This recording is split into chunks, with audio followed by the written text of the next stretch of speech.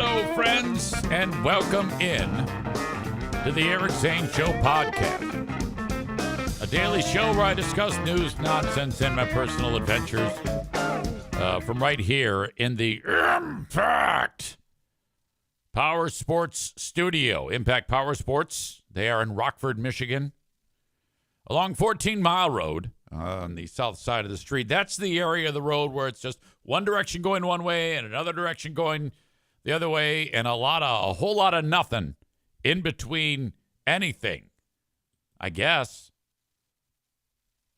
So there you go. They are at impactpowersportsmi.com.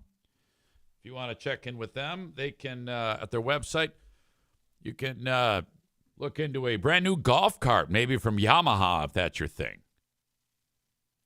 They've got a fantastic selection of golf carts there in stock. They can customize them to have them look any way you want. A full service department, making things easy for you in case you need any maintenance done. All at impactpowersportsmi.com. Hope you're doing fantastic. I know we are here. Not so much, though, for areas north of the hard living line.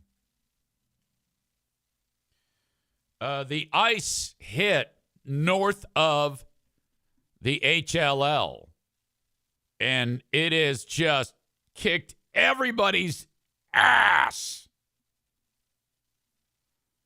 So much so that Q100 off the air. Like, the radio station has no power. They have no internet, nothing. They are dead in the water. Everybody is up there. Now, you get north of the hard living line, it's not very densely populated at all. You know, to communicate with your neighbors, you have to do it like Lord of the Rings style and, like, light a giant torch. And then hopefully they see it, and then they'll light their torch.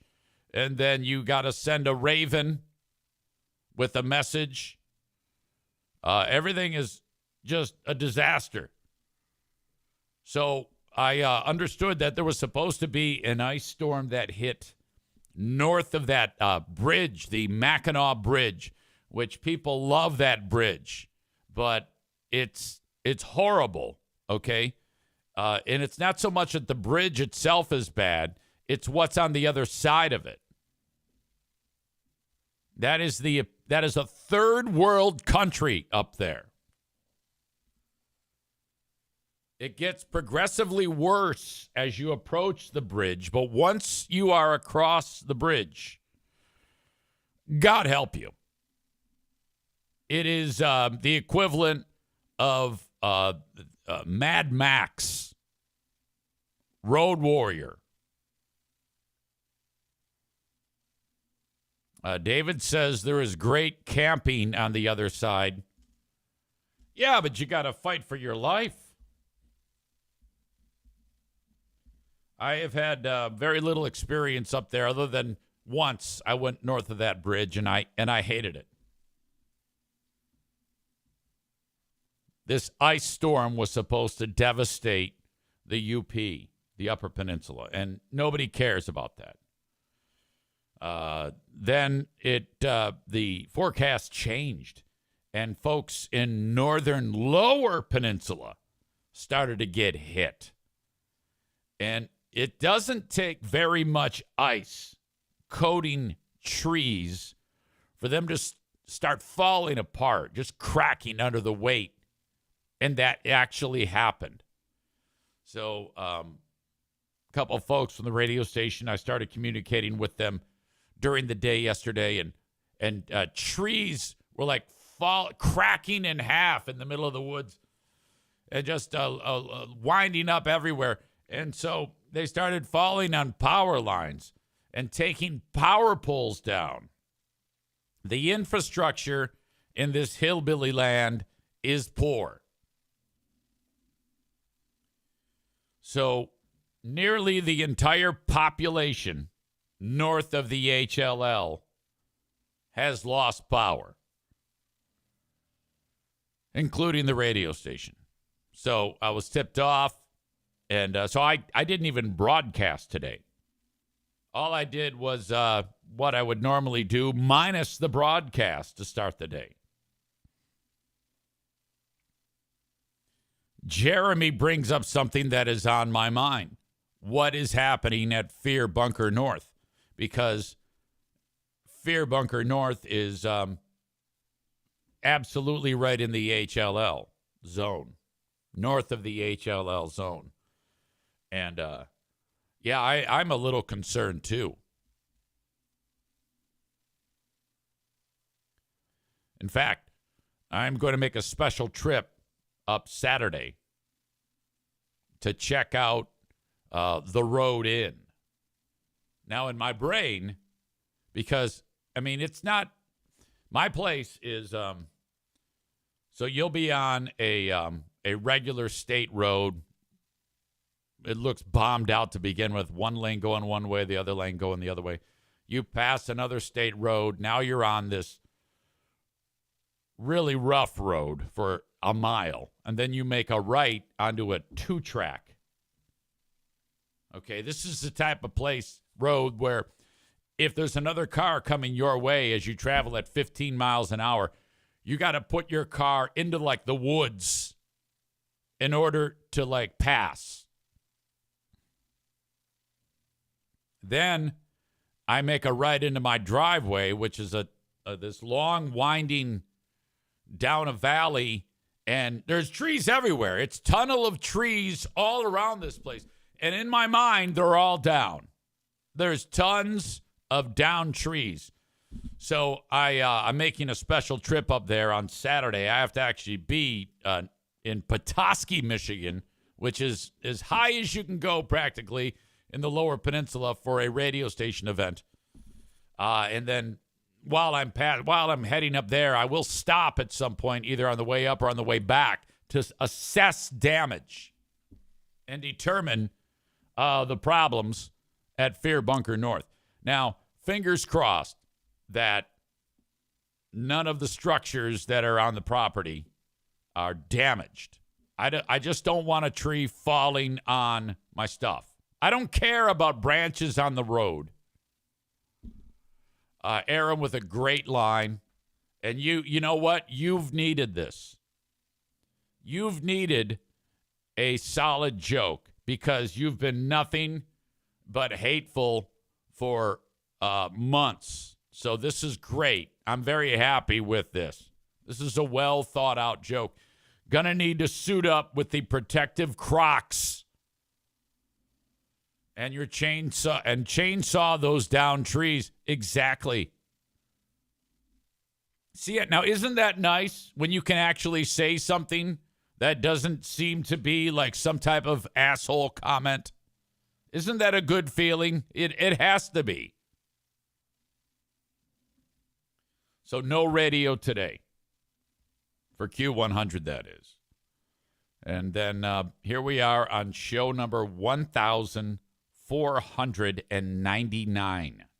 Tomorrow is 1,500 podcast, 1,500 free podcast, 1,500 Patreon podcast. That's a lot of podcasts. Holy shit. Who knew?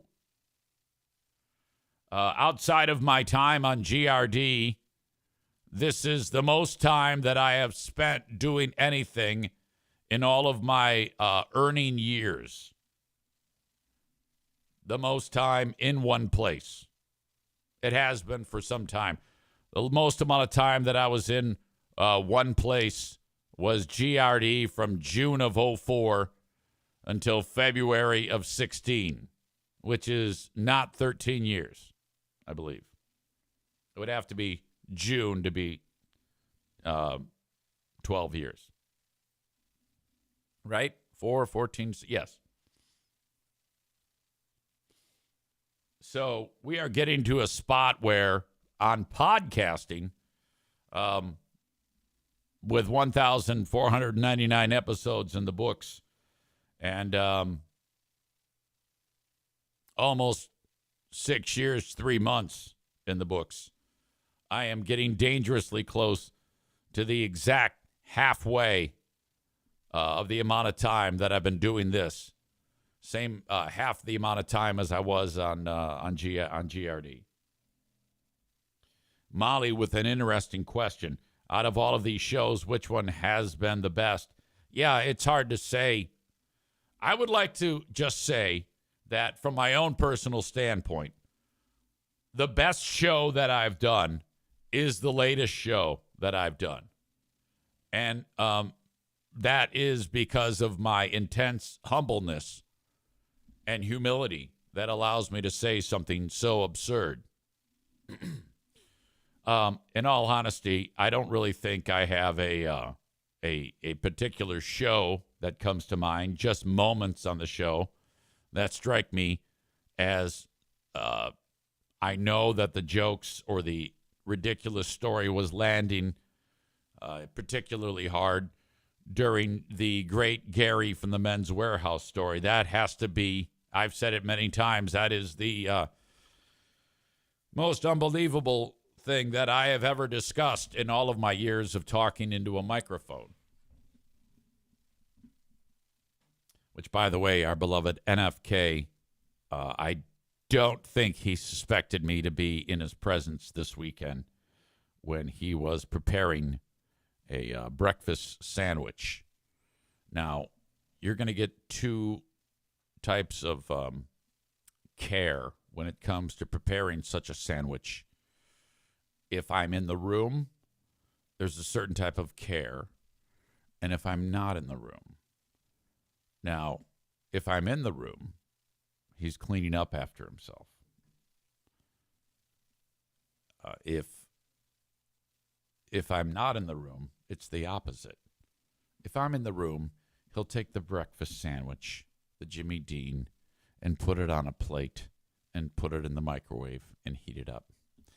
And then, while it's still on the plate, he will then disassemble it a certain way and put particular condiment on it that he may like, or salt it or pepper it or whatever the fuck.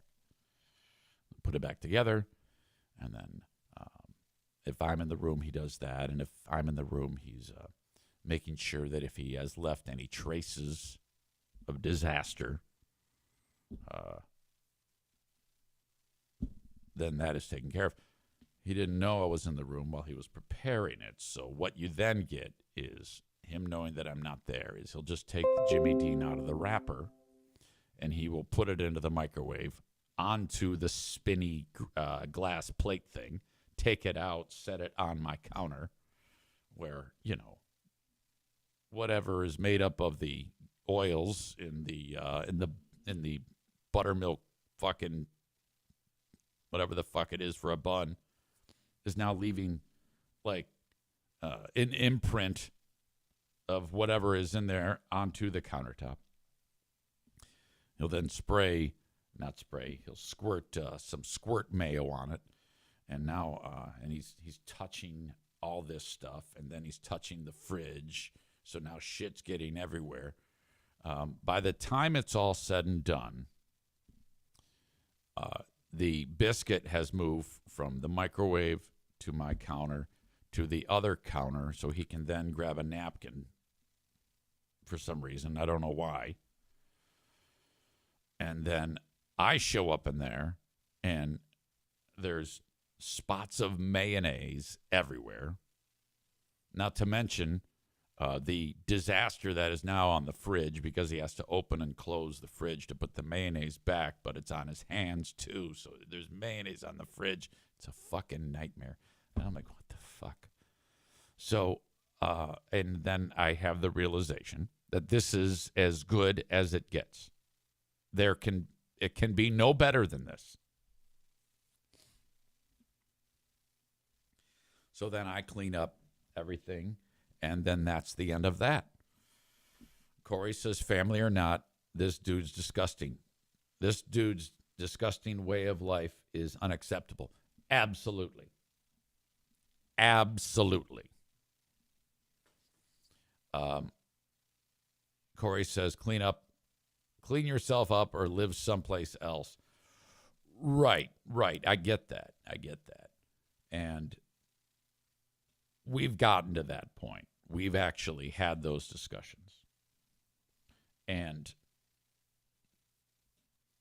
it's not going to change. So then I'm like, let's say he doesn't change, which he hasn't.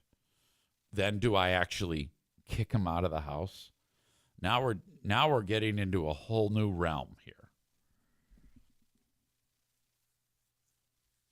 It is literally easier and less stressful to just clean up after him. I get less stress out of that than the stress I would get if I had to throw him out for leaving mayonnaise splotches everywhere. I think when you get down to brass tacks, the idea of kicking him out of the house over mayo on the fridge, you can't make that large of a leap. You can't do it. Maureen's 100% right. You have to pick your battles, which you aren't going to kick him out, right? And it would just be stressful, and it would turn the whole household upside down. And then we haven't even considered Pooh Bear here. Corey says the dude's going to put you in an early grave with the stress. No, not really. I don't sweat these moments too much. Being able to discuss them with you makes them more manageable. You know, kind of like having a sounding board. Once it leaves my brain, I don't get too pissed off about it. Corey says, yeah, what about the poop? Well, then I clean it up. I know that sounds ridiculous, but you have to also consider this. Okay? He's disabled. All right? His brain is fried. And that does factor into this. You can't really, I mean, if you were to see how much this guy just sits there and fucking talks to himself, you'd be like, oh boy, he's fucked up. Not only mentally, but physically. You know, his hands just don't work like yours and mine. He doesn't have any feeling in his hands. And then he kind of gets hyper-focused on making the sandwich. I would like to think that it is the disability that makes him do what he does. It makes me feel better because if I'm in the room, he cleans up his messes. So I think it's a little of column A, a little of column B. But at the end of the day, there is no way that I can have that hard and fast stance to, treat him the way you are suggesting that I treat him, Corey. Corey says, but if this show didn't exist, fuck, man. You're more annoyed about him than I am. Bob says, mayo on the fridge, not that bad, but poo-poo on cabinets is another thing. Yes, you're right. But yeah, I still can't get behind being like a warden around here. Chris says, if you're not throwing out the dogs for shitting on the rug, you certainly can't throw out the brother-in-law. This is true. Oh, my God. All right. Dad was over this weekend. My sweet pops for the Madison wedding shower festivities. This is how it is in our world.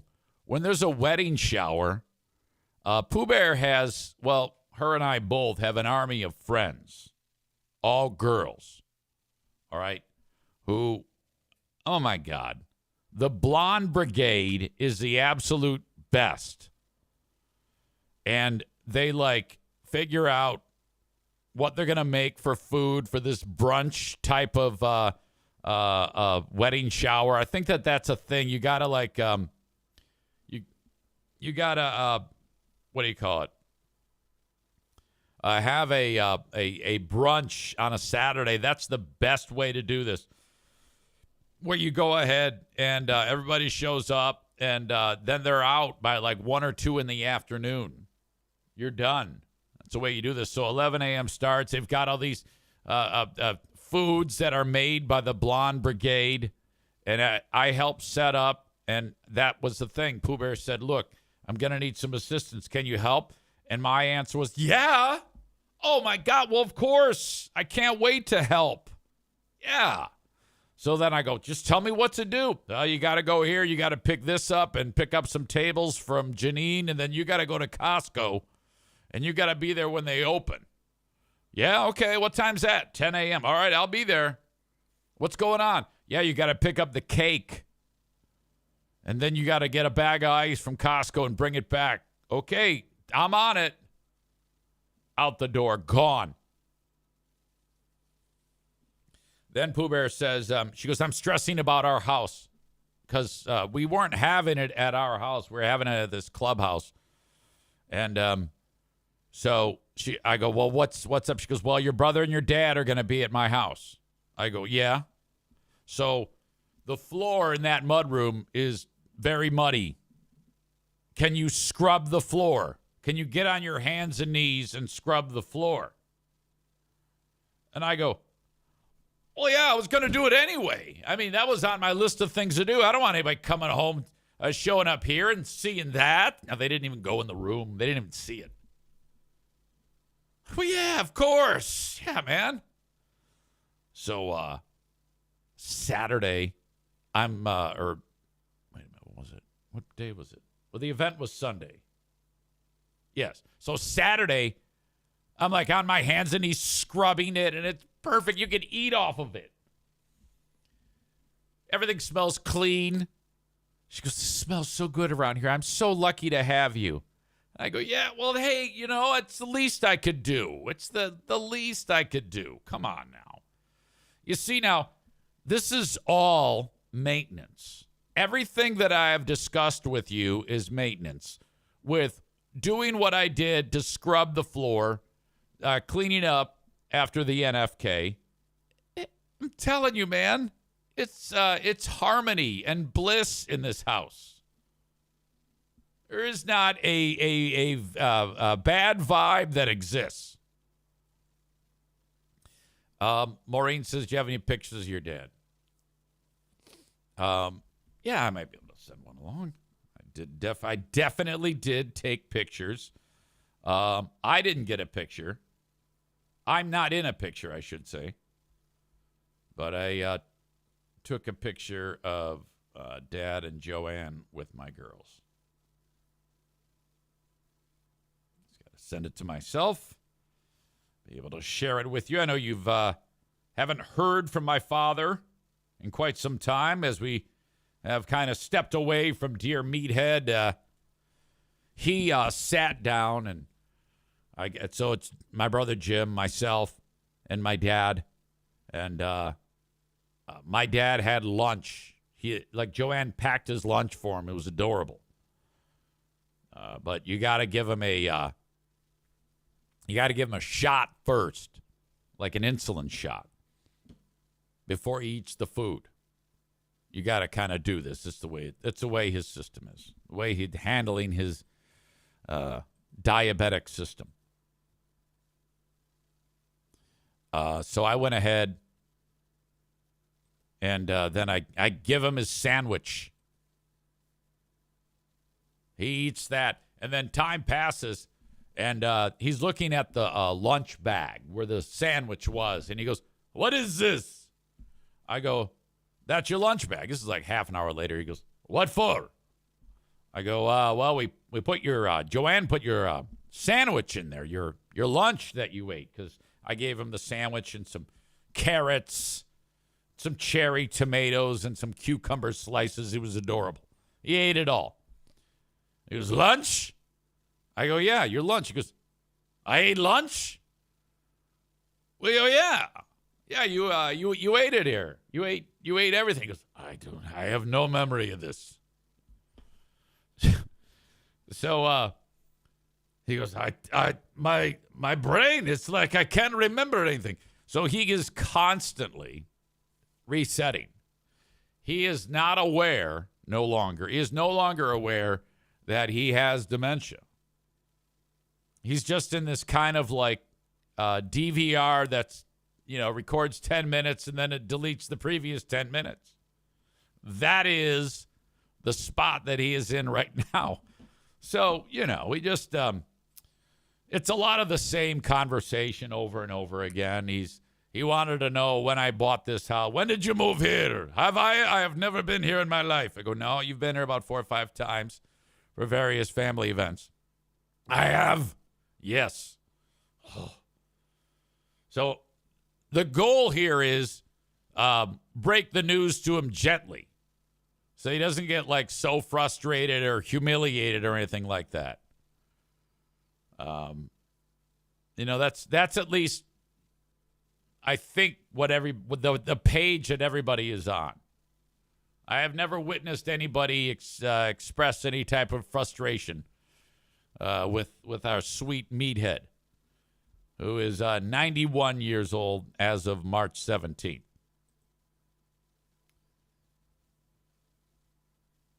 Let's see here. This is, I thought I had a picture. Let me see if I can get this going. Picture of my sweet dad.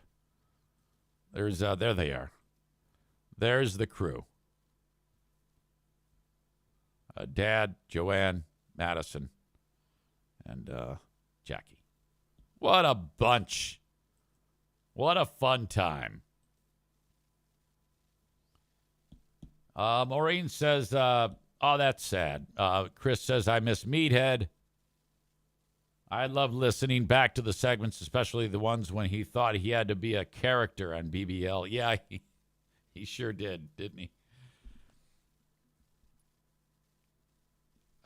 Chris says, fuck, we witnessed that with Kristen's grandmother yesterday. She turns 95 tomorrow. She asked us where the cake was from 3 times, where the cake was 3 times in 5 minutes. It's one of those deals. He's like, he brings up Fear Bunker North. Now, there's no real realization that he sold it to me. He doesn't recall that. He does not recall going up there last year.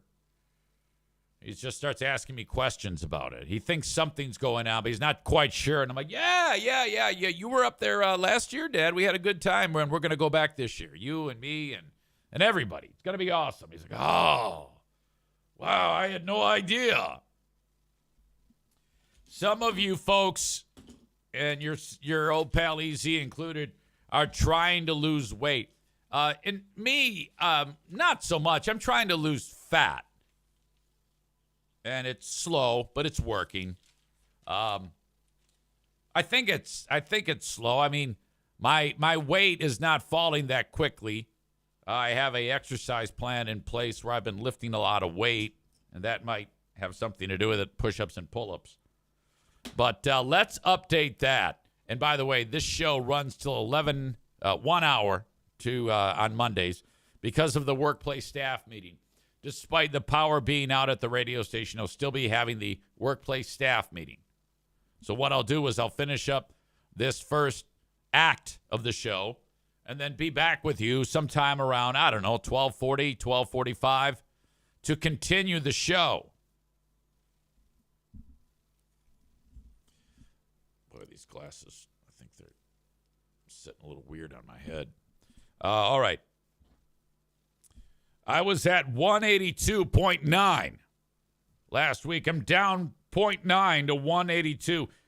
Just 3 pounds lost in 4 weeks. That's a 0.75 a week average.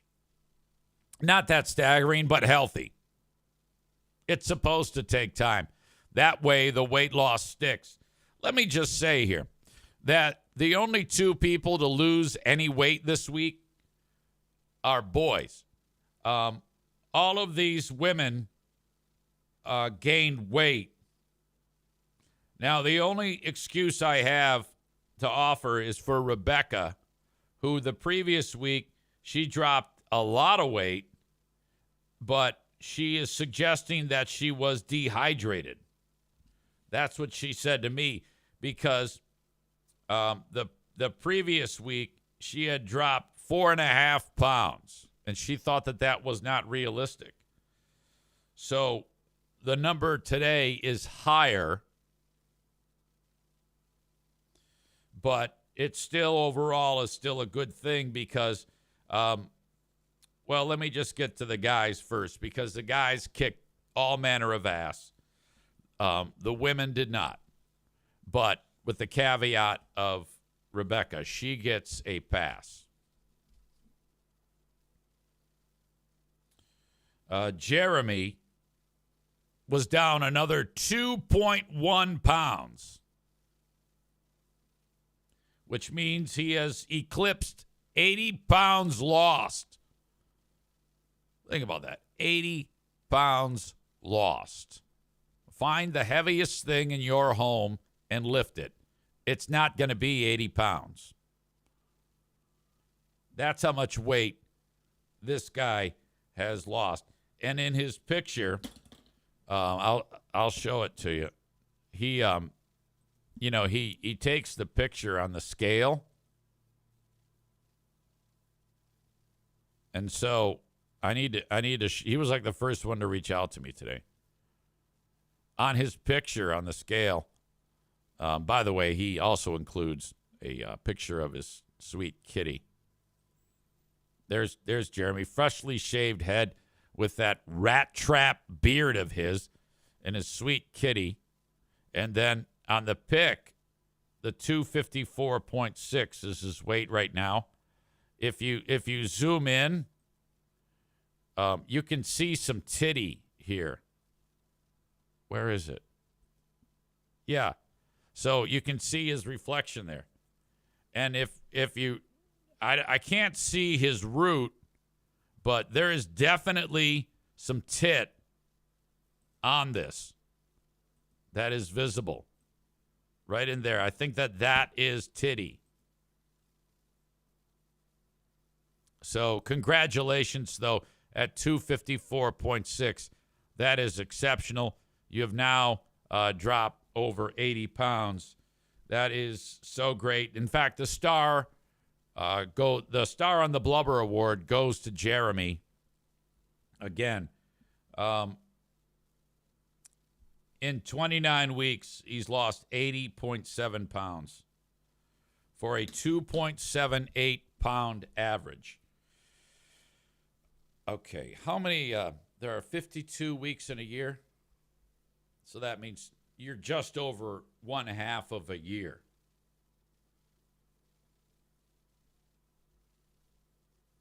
So if we were to go into the future, you will be at your 1-year anniversary. If you continue on this trend, you will have lost at your 1-year anniversary 144.5 pounds. So that would be another 64 pounds than what you are down now.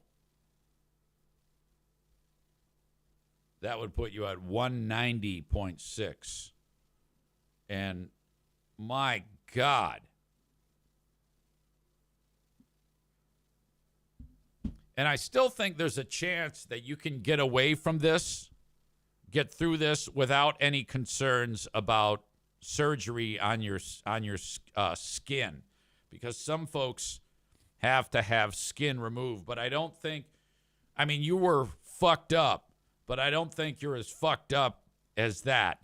And if you lift weights and fill out the space with muscle, you can be a jacked, chiseled pussy machine is what you can be. At 190.6 of jacked muscle, you're going to be like that guy, that black guy, putting banana peels on his face. Okay? You are going to be able to get such prime poon. All right?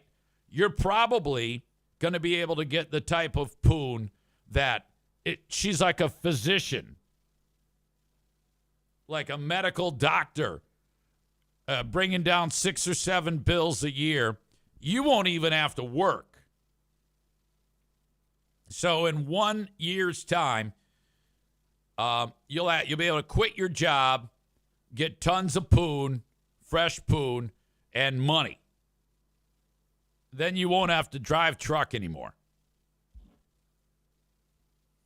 That is because of this historic effort on your part in 29 weeks, losing 80.7 pounds. I'm not going to beat Rebecca up too badly because she did go up 2.9 pounds. In 10 weeks, she's lost 10 pounds for a 1 pound average. But like I said, that's deceiving because she lost 4.6 pounds the week before, and she was ill.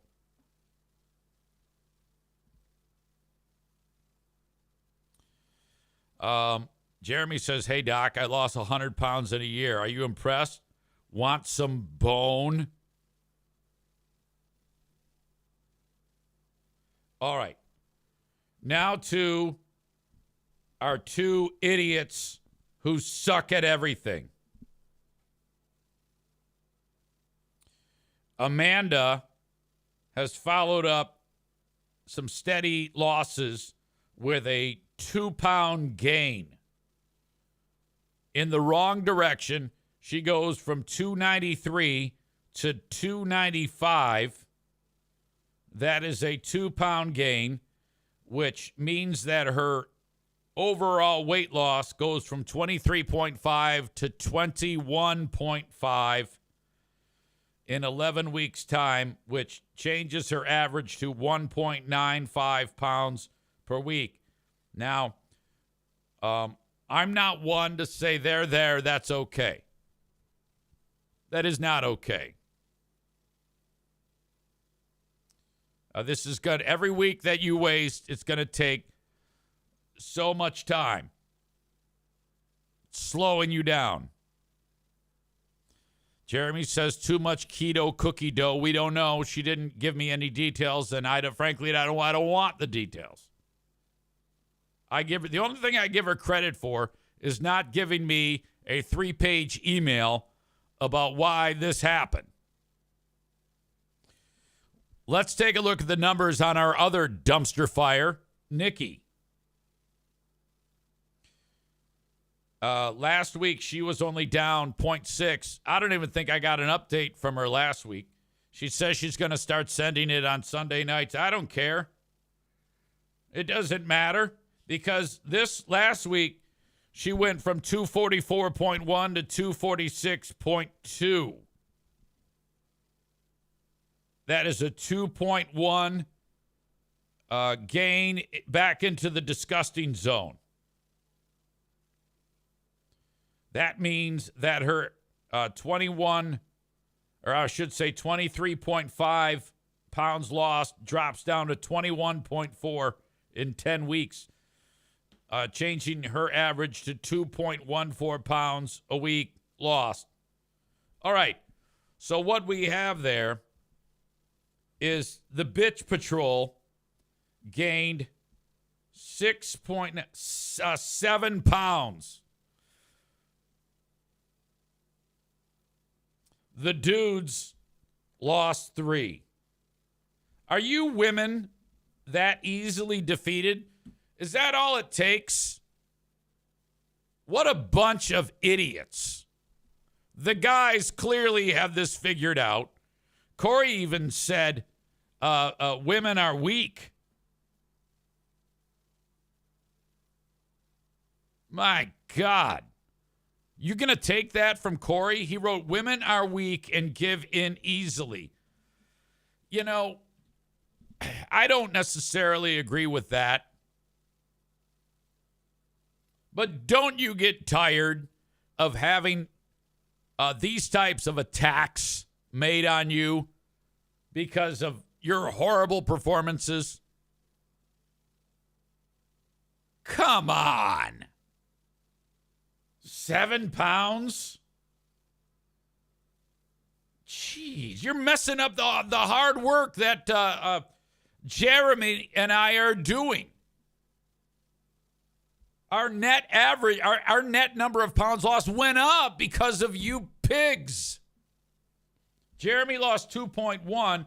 I lost 0.9. That's 3 but our net goes up 4 pounds because you wildebeest. Gotta eat.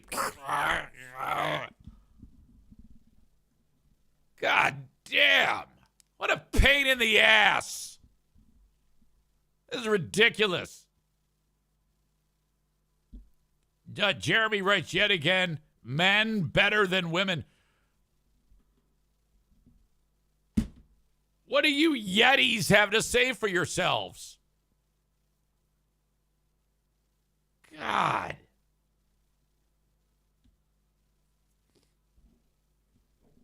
By the time this is all said and done, Jeremy's going to lose 140, and the rest of you are going to gain it.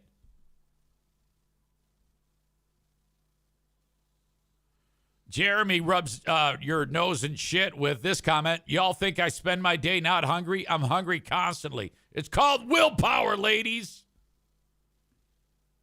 Jeez. It's this type of dedication, lack of dedication, that keeps you from earning more than men.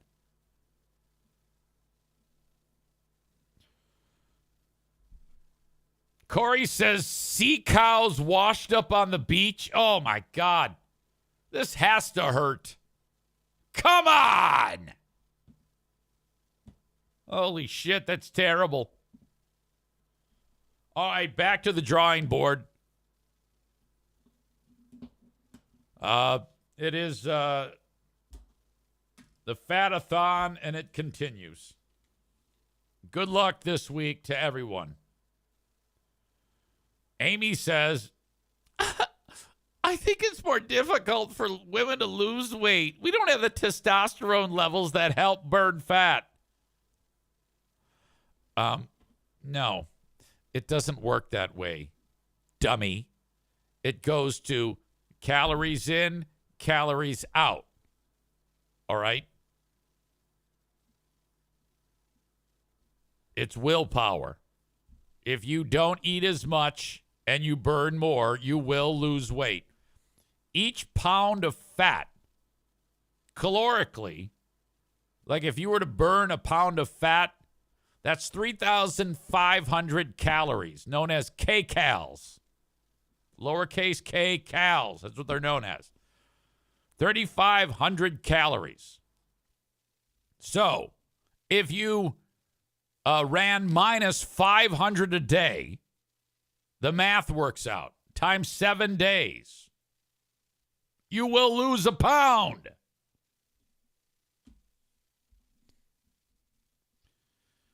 Corey says you don't even have to stop eating what you like. Just find a healthy alternative and go for a walk.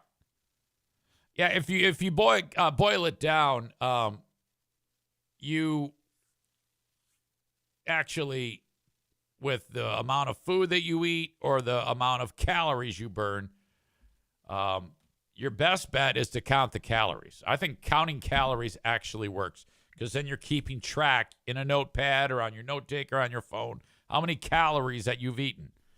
And then you're avoiding sugar. You're avoiding the fatty food. You're going a lot of protein, the right proteins. You're avoiding the saturated fats if you are getting the protein, which there is a way to do that.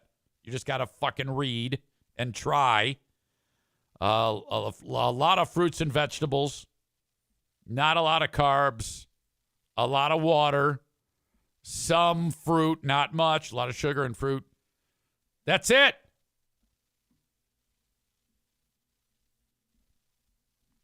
Chris says Easy is still losing weight and he's old. No testosterone left. Exactly.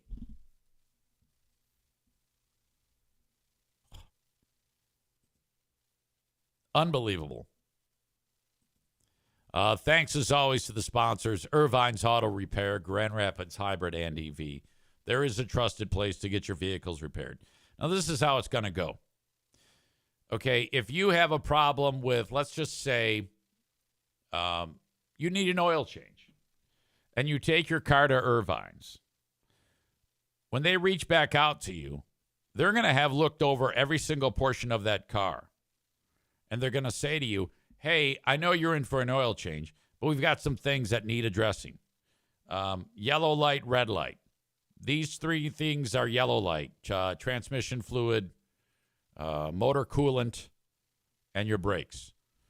This is red light, wheel alignment. You need that taken care of right now. So don't be surprised when that happens. And why they do that is because it's going to save you money in the long run. If you can get that alignment taken care of right then, you're going to save yourself on a set of tires, or damage to your other portions of your vehicle that control your steering and whatnot. So that's what it's like when you reach out to Irvine's. All right, you get the full thing. 616-532-6600. There are times when they say, you can't pick it up until you let us fix it. It's that bad. I've had that happen. And then I'm thankful that they do it.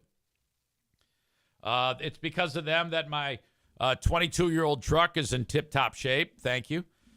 616-532-6600. They've got free loaner cars for you to use. Their website is ervines.com. ervines.com. In the middle of Grand Rapids, Michigan. When it comes to health care, some of you may have to get your health insurance through the healthcare marketplace. You know, Obamacare. A lot of times it's people who are working, but their bosses don't offer health insurance. Or they're in between jobs, perhaps. Or they own their own business, like your old pal EZ. Now, you could do it yourself. You could go to that website, healthcare.gov, and hunt and peck your way through it and figure out the form. Or you could have Frank do it for you from anywhere in the U.S. for free. That's right. Go to buyinsurancehere.com. That's buyinsurancehere.com to get started today. He is also a Medicare specialist if you're getting ready to take advantage of that. Or get your Social Security planning. Hey, I'm going to retire in 6 months. I don't know the first thing about this. What do I do? Frank will help you. Buyinsurancehere.com. He'll help you set all that up. Or let's say you need a life insurance policy.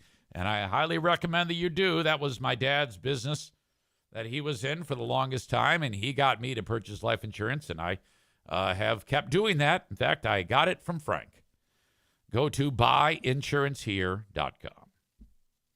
Folks, that is the first part of today's show. Okay? The rest of it will be after I get done with the radio staff meeting for Q100. So I will be back here on Twitch. If you're watching right now on Facebook and YouTube, in order to get that show, you got to follow me on Twitch. Twitch.tv/Eric Zane Live. Twitch.tv/Eric Zane Live. Or download the Twitch app and search Eric Zane Live and just follow along, and you're good to go. Also, I have a Patreon. Ben and I have a Big Fraud Thursday coming up this week where we will do Who Are These Free Beers and another round of the Ben and Eric Patreon podcast. That happens Thursday at 6 p.m. Eastern is when it gets started. You can go to patreon.com. That's patreon.com/Eric Zane. And sign up for a free 7-day trial. Patreon.com/Eric Zane. If you want to say hello, reach out to me on the Shoreliners Striping inbox. Eric@ericzaneshow.com for any correspondence, thoughts, concerns, questions, story leads. If you are reading a great story and you want to share it with me, you can send it there. Advertising inquiries, Eric@ericzaneshow.com. That's the Shoreliners Striping inbox. Even hate mail. I'll take your hate mail there, too. But that's it for this.